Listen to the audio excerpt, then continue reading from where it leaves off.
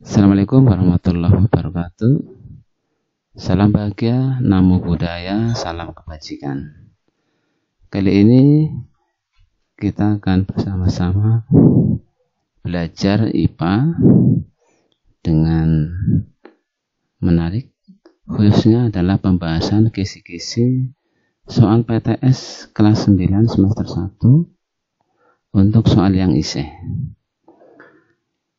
Mari kita mulai.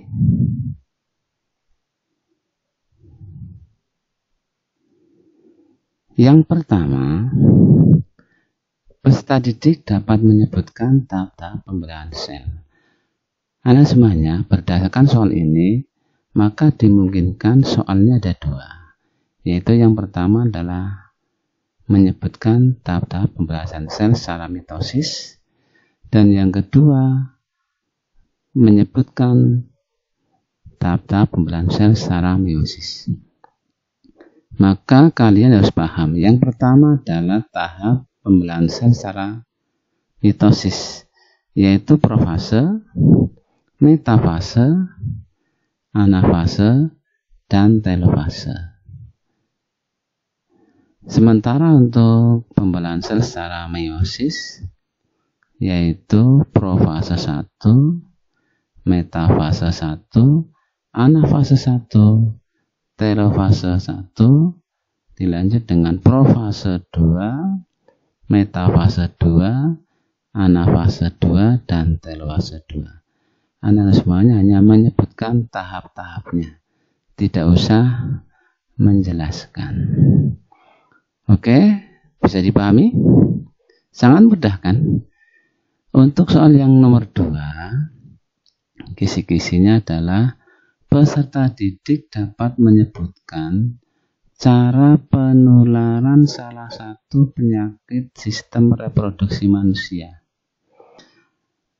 Beberapa penyakit atau kelainan yang wajib kamu pahami, semoga bisa memprediksi. Yang pertama adalah HIV dan AIDS. Cara penularannya adalah yang pertama, pemakaian jarum suntik secara bergantian dengan pengidap HIV. Yang kedua, penggunaan peralatan pribadi yang tidak disterilkan dan pernah dipakai oleh pengidap HIV. Yang ketiga, melakukan hubungan intim dengan pengidap HIV atau melakukan seks bebas atau pergaulan bebas.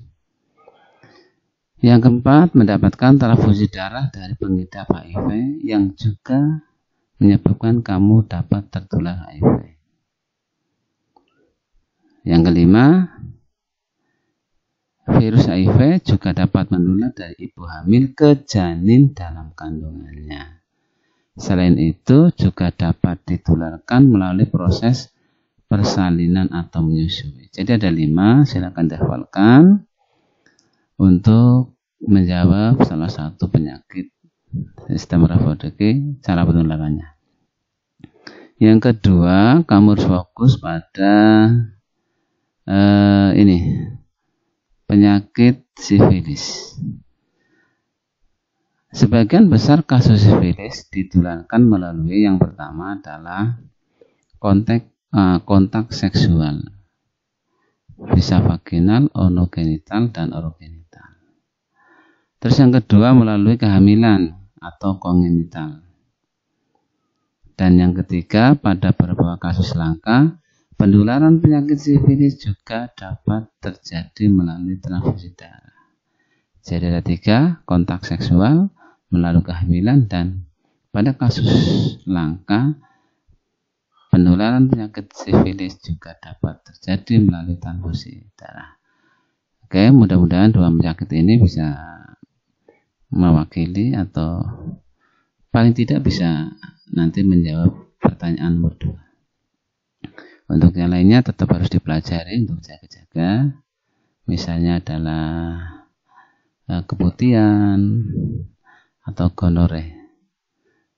Dilanjut untuk soal nomor 3. Coba diperhatikan, peserta didik dapat menjelaskan salah satu teknologi reproduksi pada hewan. Nah, Ada beberapa hal. Yang pertama wajib memahami adalah inseminasi buatan. Di sini hanya menjelaskan ya. Atau kawin suntik in IB.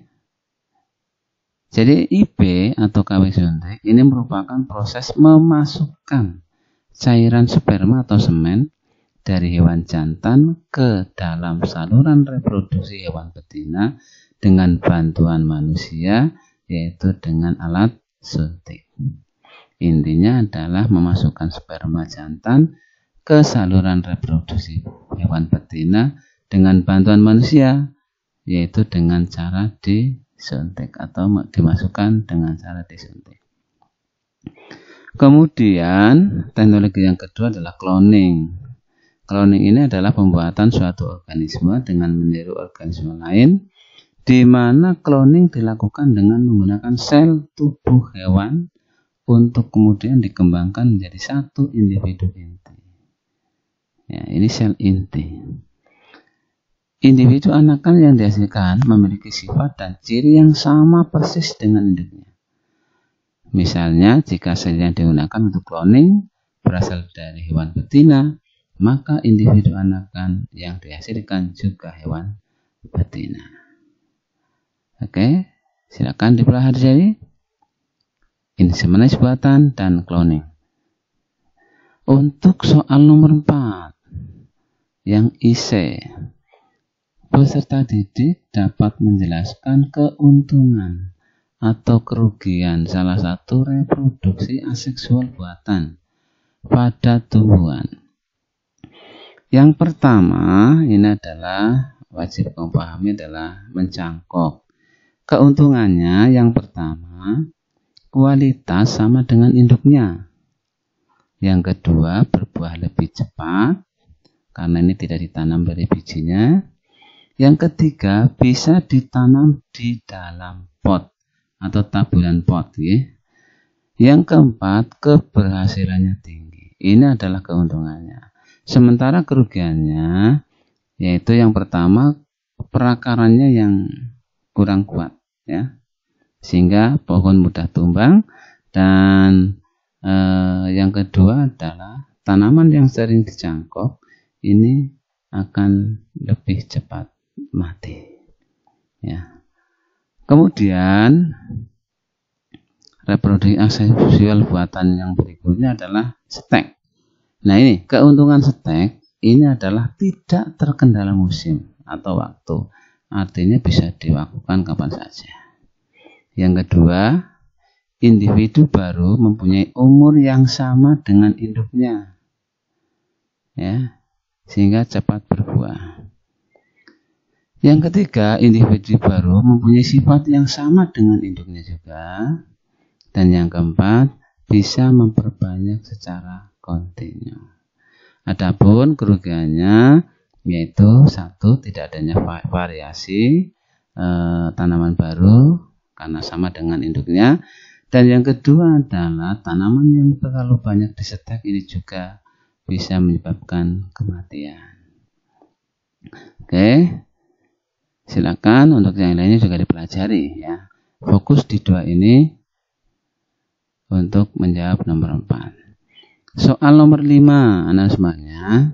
Yang pertama adalah soal nomor 5, disajikan ilustrasi persilangan monohibrid. Peserta didik dapat menentukan hasil keturunan pertama atau F1 dan perbandingan genotip ataupun fenotip keturunan kedua atau F2. Anak semuanya, perlu anak sekalian diketahui bahwa persilangan monohibrid ada dua macam. Yang pertama monohibrid dominan. Ini dominan ya. Contohnya ini adalah induknya atau P1-nya adalah misal ini adalah kacang RCS bunga merah M besar disilangkan dengan bunga putih M kecil, di mana M besar atau merah dominan terhadap putih. Lanjutnya kita tentukan gametnya. M besar gametnya adalah M besar.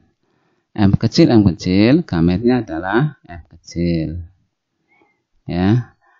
Kemudian disilangkan, maka keturunan pertamanya atau F1-nya adalah M besar dan M kecil. Di mana karena M besar bersifat dominan dari M kecil, sehingga F1 bersifat merah.